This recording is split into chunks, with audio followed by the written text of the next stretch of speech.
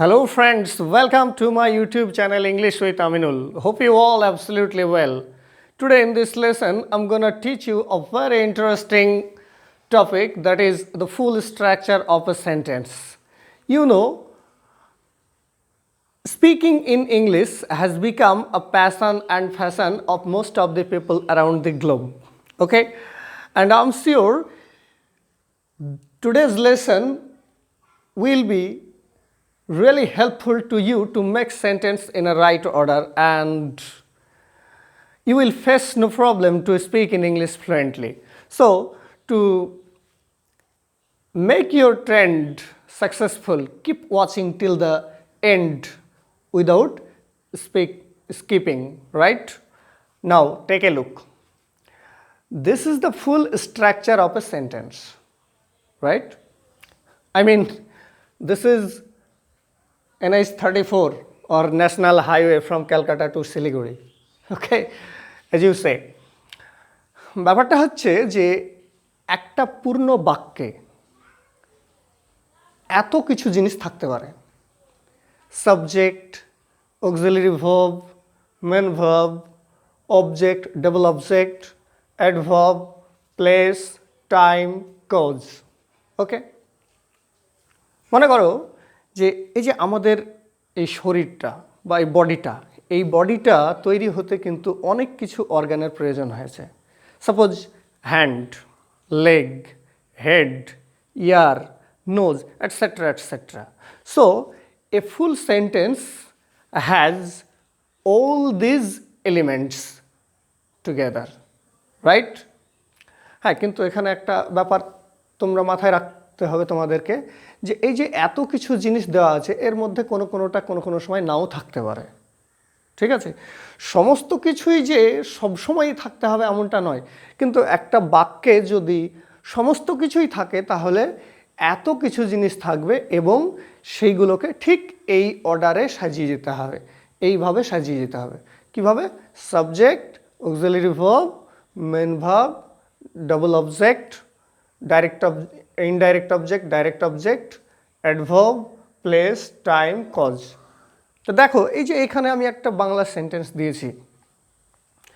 তো ছাত্রদের মধ্যে একজন গতকাল খেলার মাঠে গালি দেওয়ার জন্য রামকে নিষ্ঠুরভাবে প্রহার করছিল। এই এত বড় সেন্টেন্স, এটা দেখেই প্রথমেই তোমরা নার্ভাস হয়ে যেতে পারো, ঘাবড়িয়ে যেতে পারো যে এত বড় সেন্টেন্স গঠন করা সম্ভব নয়। কিন্তু না, খুবই সহজ জিনিস।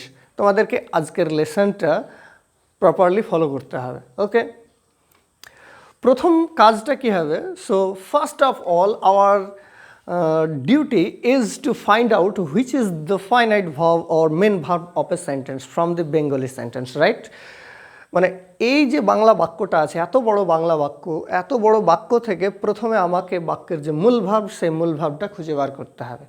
তো ভার্ব কী জিনিস আমরা জানি, যে ভার্ব কথার অর্থ ক্রিয়াপদ, এবং যে শব্দের দ্বারা কোনো কাজ করা বা হওয়া বা থাকা বোঝায় তাকেই ক্রিয়া বলা হয়। ওকে, তো এখানে দেখো যে প্রহার করছিল, এটার দ্বারা একটা কাজ করা বোঝাচ্ছে, অতএব এটা হচ্ছে কি বাক্যের মূল verb. So if we can find out the main verb of a sentence, then easily we can find out or identify the any other elements of the sentence. Okay, তো এখানে আমরা দেখতে পাচ্ছি কি, যে প্রহার করছিল, এটা মূল ভার্ব। তো এই মূল ভার্বটা বুঝে গেলাম, মানে এই মূল ভার্ব থেকেই কিন্তু আমরা বাকিগুলো বের করতে পারবো। কিভাবে? ঠিক এই যে চিত্রটা তোমাদের সামনে দেওয়া আছে, ফিগারটা দেওয়া আছে, ফিগারটা ভালো করে ফলো করো। তাহলে বাক্যের মূল ভার্বকে আমরা যদি হু দিয়ে প্রশ্ন করি, হু কথার অর্থ কি? কে বা কারা। তাহলে বাক্যের মূল ভার্বকে আমরা যদি হু দিয়ে প্রশ্ন করি, তাহলে যে আনসারটা পাবো সেই আনসারটা কী হবে? সাবজেক্ট হবে। আর তোমরা জানো যে সাবজেক্ট মানে কি? কর্তা, অর্থাৎ যে ক্রিয়া সম্পন্ন করে। ক্লিয়ার? তাহলে বাক্যের মেন ভার্বকে আমরা হু দিয়ে প্রশ্ন করলে কি পাবো? সাবজেক্ট পাবো। ক্লিয়ার? তাহলে এখানে ধরো বলা হয়েছে যে প্রহার করছিল, তো কে প্রহার করছিল? কে প্রহার করছিল? তো আমরা এখানে পেয়ে যাব যে ছাত্রদের মধ্যে একজন। কে প্রহার করছিল? ছাত্রদের মধ্যে একজন, তাহলে এই পুরো অংশটা হচ্ছে কি সাবজেক্ট।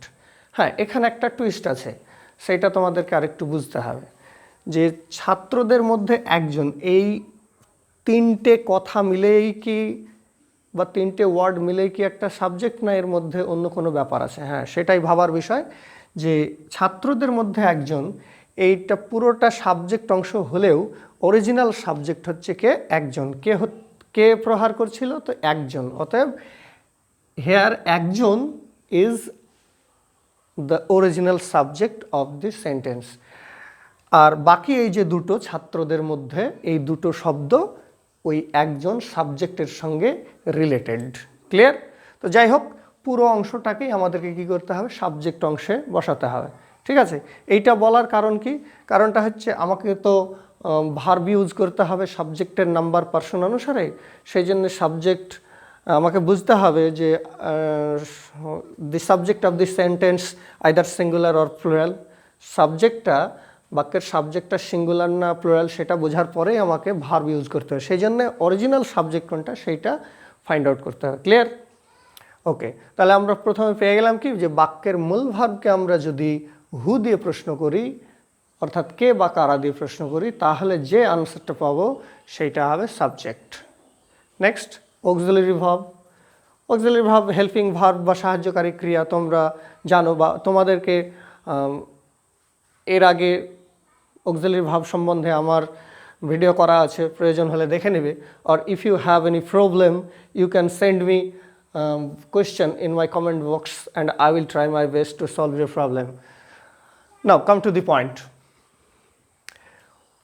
এবার মেন ভার্বকে আমরা যদি হোম দিয়ে প্রশ্ন করি তাহলে কি পাবো? অবজেক্ট পাবো। মেন ভার্বকে যদি হোয়াট দিয়ে প্রশ্ন করি তাহলে কি পাবো? অবজেক্ট পাবো। একটা বাক্যে, অর্থাৎ একটা বাক্যে বা একটা ভার্বের দুটো অবজেক্ট থাকতে পারে। একটা অবজেক্ট থাকতে পারে, আবার নাও থাকতে পারে, কিন্তু থাকলে ম্যাক্সিমাম দুটো অবজেক্ট থাকবে, দুইয়ের বেশি থাকবে না। একটা ভার্বের দুটোর বেশি অবজেক্ট থাকবে না। ক্লিয়ার? তো বাক্যের যে মেন ভার্ব বা মূল ভার্ব, সেই মূল ভার্বকে আমরা হুম অর্থাৎ কাকে, আর হোয়াট অর্থাৎ কি, এরকম দিয়ে যদি প্রশ্ন করি তাহলে কি পাবো? অবজেক্ট পাবো। তো এই দুটো অবজেক্টের মধ্যে কি হবে? একটা ডাইরেক্ট অবজেক্ট, একটা ইনডাইরেক্ট অবজেক্ট। যেটা বস্তুবাচক সেটা হবে ডাইরেক্ট অবজেক্ট, আর যেটা প্রাণীবাচক সেটা হবে ইনডাইরেক্ট অবজেক্ট। তো সাজানোর নিয়মটা, অ্যারেঞ্জ করার নিয়মটা বুঝে নাও যে ইনডাইরেক্ট অবজেক্ট সবসময় কী হবে? আগে বসবে, আর ডাইরেক্ট অবজেক্ট সবসময় পরে বসবে। ঠিক আছে? ইনডাইরেক্ট অবজেক্ট আগে, তারপরে ডাইরেক্ট অবজেক্ট। তাহলে কি বললাম? যে বাক্যের যে মেন ভার্ব, সেই মেন ভার্বকে আমরা হুম অর্থাৎ কাকে, হোয়াট অর্থাৎ কি দিয়ে যদি প্রশ্ন করি তাহলে কি পাবো? অবজেক্ট পাবো।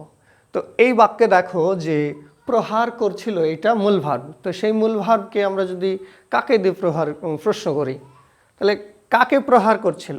তো রামকে প্রহার করছিল, অতএব রাম হচ্ছে কি এখানে অবজেক্ট। আচ্ছা, কি প্রহার করছিল? এর কোনো আনসার নেই, অতএব আমরা বুঝে গেলাম যে এই বাক্যে একটাই অবজেক্ট আছে।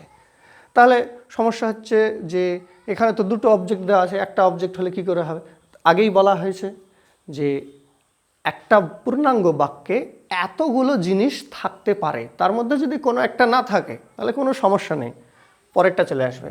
তো সাপোজ এখানে এই বাক্যে আমি কি পেলাম? একটাই অবজেক্ট পেলাম, মানে ইনডাইরেক্ট অবজেক্ট পেয়েছি বা একটা অবজেক্ট পেয়েছি। তাহলে পরেরটা নেই, তো পরেরটা তুমি মাইনাস করে দাও, পরে ডান দিকেরটা নিয়ে চলে এসো। ধরো অ্যাডভার্ব নেই, তাহলে অ্যাডভার্বটা মাইনাস করে দাও, ডান দিকেরটা নিয়ে চলে এসো। ক্লিয়ার? নাও অ্যাডভার্ব, বাক্যের মেন ভার্বকে আমরা যদি হাউ দিয়ে প্রশ্ন করি, কি দিয়ে? হাউ দিয়ে প্রশ্ন করি, তাহলে হাউ এর বাংলা মানে কি এখানে? কিভাবে বা কেমন করে, কিভাবে বা কেমন করে। ঠিক আছে?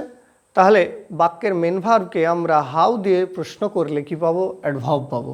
এই সেন্টেন্সে দেখো প্রহার করছিল, তো কিভাবে প্রহার করছিল বা কেমনভাবে প্রহার করছিল? নিষ্ঠুরভাবে, নিষ্ঠুরভাবে। তাহলে এই নিষ্ঠুরভাবে এটা হচ্ছে কি? অ্যাডভার্ব। ক্লিয়ার? নিষ্ঠুরভাবে এটা হচ্ছে অ্যাডভার্ব।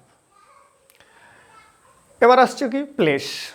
তোমরা যদি হোয়ার অর্থাৎ কোথায় বলো, আর তার আনসার যদি বাংলা বাক্যে পেয়ে থাকো তাহলে সেটা হবে কি প্লেস। খুব সহজ জিনিস। টাইম, হোয়েন কখন, টাইম পাওয়া যাচ্ছে। কজ কেন, অর্থাৎ হোয়াই কেন, তাহলে কারণ বোঝাবে, কারণ বোঝালে সেটা এই স্থানে বসবে। তো আমরা একটা বাক্যে এতগুলো জিনিস যখন পাবো তখন আমাদেরকে কি করতে হবে, এই অর্ডারে সাজিয়ে যেতে হবে।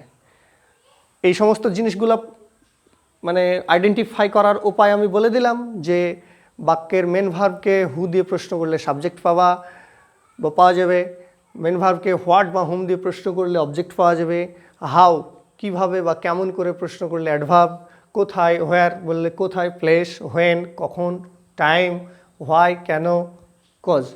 ক্লিয়ার? তাহলে এইটা হচ্ছে বাক্যের গঠন, এইভাবে সাজিয়ে যেতে হবে। এবার আমাকে ট্রান্সলেশন করার সময় বুঝে নিতে হবে যে কোন টেন্সে আছে। আচ্ছা, এখানে একটু দেখে নিই। হোয়ার কোথায়, তো খেলার মাঠে, এটা হলো প্লেস। কখন, তো গতকাল, এটা হচ্ছে কি টাইম।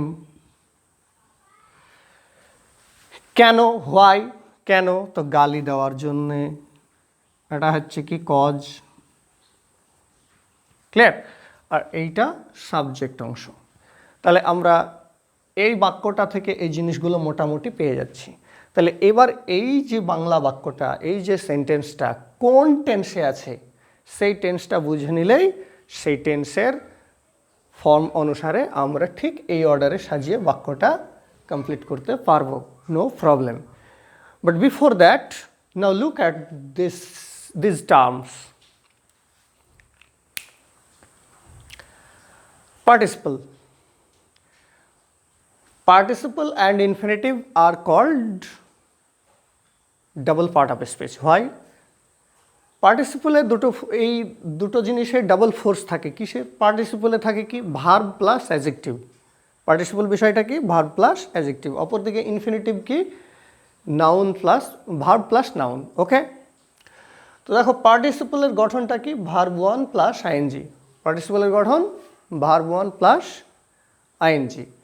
তো আমরা একটা বাক্যে পার্টিসিপল আছে কিনা সেটা কি করে বুঝবো? তো হ্যাঁ, সেই বাংলা বাক্যে যদি দেখা যায় যে কোনো ক্রিয়াপদের সঙ্গে এ বা ইয়া আছে, দেখো এ বা ইয়া, তাহলে সেটাকে আমরা বুঝে নেব কি যে পার্টিসিপল।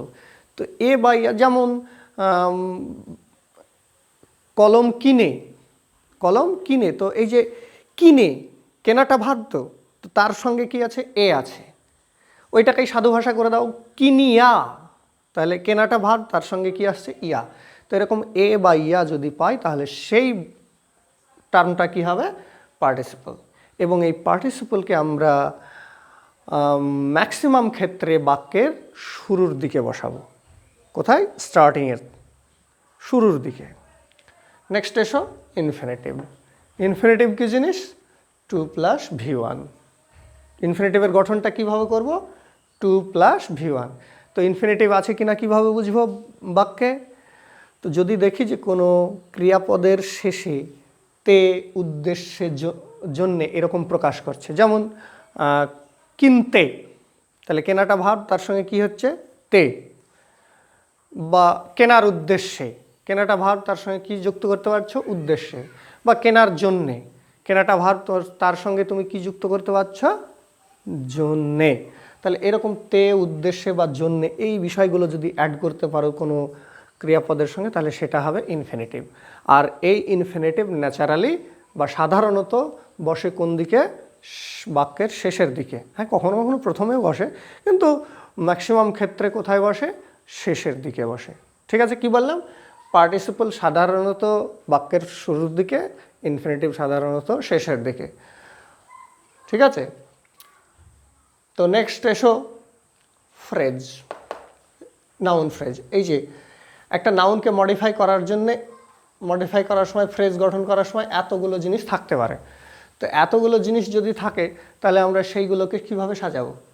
নাউন, প্রথমে preposition, next article, next adverb, adjective, noun. তো দেখো যে নাউনকে যদি আমরা হাউ দিয়ে প্রশ্ন করি তখন মানেটা কি হবে? কেমন। তাহলে কেমন বলে যে উত্তরটা পাবো সেটা হবে কি? Adjective. Nice pen, pen noun, তাহলে কেমন পেন, তো নাইস, অতএব নাইস হলো কি? অ্যাডজেক্টিভ। এবার দেখো যে এই অ্যাডজেক্টিভকে যদি আবার হাউ দিয়ে প্রশ্ন করা হয়,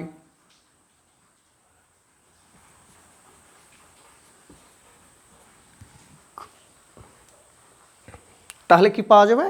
অ্যাডভার্ব পাওয়া যাবে। অ্যাডজেক্টিভকে হাউ দিয়ে প্রশ্ন করলে কি পাওয়া যাবে? অ্যাডভার্ব পাওয়া যাবে। তাহলে যে অ্যাডভার্ব যে অ্যাডজেক্টিভকে বিশেষিত করবে তার বাম দিকে বসবে। তাহলে কি হচ্ছে? অর্ডারটা কি আসছে? প্রথমে preposition, article, adverb, adjective, noun, এইভাবে আমরা সাজাবো। যেমন করে এক খুব সুন্দর সকালবেলায়, এক খুব সুন্দর সকালবেলায়, তো এখানে সকালটা হচ্ছে কি? নাউন, কিন্তু বলা হয়েছে কি? সকালবেলায়। তাহলে সুন্দরটা দেখো ফাইন, এইটাকে আমরা সাজিয়েছি কি? On a very fine morning. তাহলে মর্নিংটা হলো কি এখানে? নাউন, ফাইনটা কি? অ্যাডজেক্টিভ, ভেরিটা কি? অ্যাডভার্ব, এটা আর্টিকেল, আর অন হচ্ছে প্রিপোজিশন। তাহলে এতগুলো জিনিস থাকতে পারে, নাউনের সঙ্গে জুড়ে থাকতে পারে এতগুলো জিনিস, তখন আমরা সেগুলোকে সাজাবো কিভাবে? ঠিক এই অর্ডারে সাজাবো। ক্লিয়ার? এবার এই সমস্ত কিছু জিনিস যখন আমরা বুঝে যাব, বুঝে যাওয়ার পর আমরা বাক্য গঠন করব। ঠিক আছে? তো বাক্য এই সমস্ত কিছুর সঙ্গে রিলেটেড থাকার পর বাক্য গঠন করা কোনো প্রবলেম নয়। ঠিক আছে? তাহলে আমরা এই সেন্টেন্সটাকে ট্রান্সলেট করে দেখে নিই কীভাবে হতে পারে।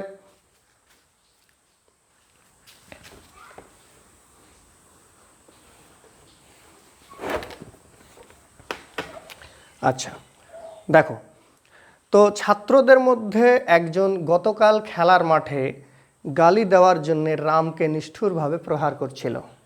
ঠিক আছে? তাহলে প্রহার করাটা মূল ভার্ব, আগেই দেখিয়ে দিলাম।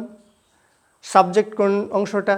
ছাত্রদের মধ্যে একজন, গতকালকে টাইম, খেলার মাঠে প্লেস, গালি দেওয়ার জন্য এটা হচ্ছে কজ, রামকে অবজেক্ট, নিষ্ঠুরভাবে এটা হচ্ছে অ্যাডভার্ব। তো প্রথমে আমরা দেখে নিই যে এটা কোন টেন্সে আছে। প্রহার করছিল, করছিল মানে কি? করিতেছে, করিতেছিল, অর্থাৎ পাস্ট কন্টিনিউয়াস টেন্সে আছে। ঠিক আছে? সেন্টেন্সটা কোন টেন্সে আছে? পাস্ট কন্টিনিউয়াস টেন্সে আছে। তাহলে প্রথমে আমি কি লিখব? সাবজেক্ট। তো সাবজেক্ট কোনটা? ছাত্রদের মধ্যে একজন। কি লিখতে হবে? One of the boys.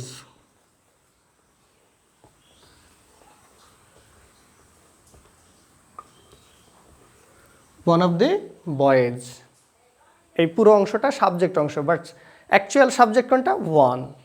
Okay, next verb কোন টেন্সে আছে? কন্টিনিউয়াস টেন্সে আছে। তাহলে ফার্স্ট কন্টিনিউয়াস টেন্সে আছে। ফার্স্ট কন্টিনিউয়াস টেন্সে সাবজেক্টের পর কি বসে? ওয়াজ অথবা ওয়ার বসে। তো এখানে সাবজেক্ট যেহেতু সিঙ্গুলার নাম্বার ওয়ান, এখানে বয়েজ প্লুরাল নাম্বার হলেও বয়েজ কিন্তু সাবজেক্ট নয়। বয়েজ এখানে সাবজেক্ট কোনটা? ওয়ান, সিঙ্গুলার নাম্বার, তাই কি হবে? Was. One of the boys was. Next continuous টেন্সের স্ট্রাকচার অনুসারে কি আসবে? Verb plus ING. তাহলে প্রহার করা, প্রহার করা ইংরেজি কি? বেটিং।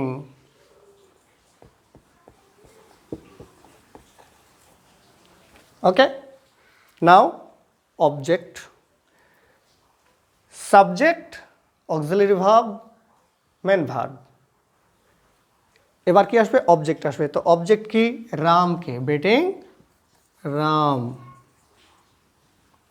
এবার তুমি কি পেলা? সাবজেক্ট পেয়ে গেলা one. Okay, auxiliary verb was, main verb betting, object Ram. যেহেতু এই বাক্যে একটাই অবজেক্ট আছে তাই আমি একটাই লিখলাম, বাকিটা ছেড়ে দিলাম। এবার আসবে কি? অ্যাডভার্ব। তো অ্যাডভার্ব এখানে আছে নিষ্ঠুরভাবে। নিষ্ঠুরভাবে ইংরেজি কি? ক্রুয়েলি।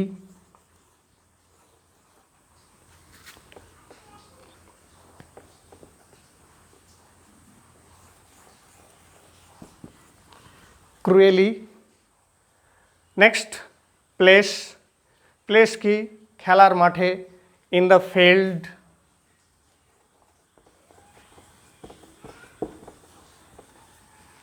Next, time, yesterday.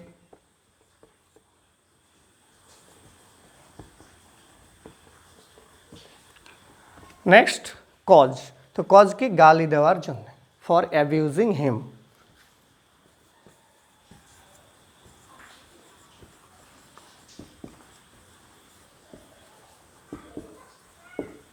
Clear?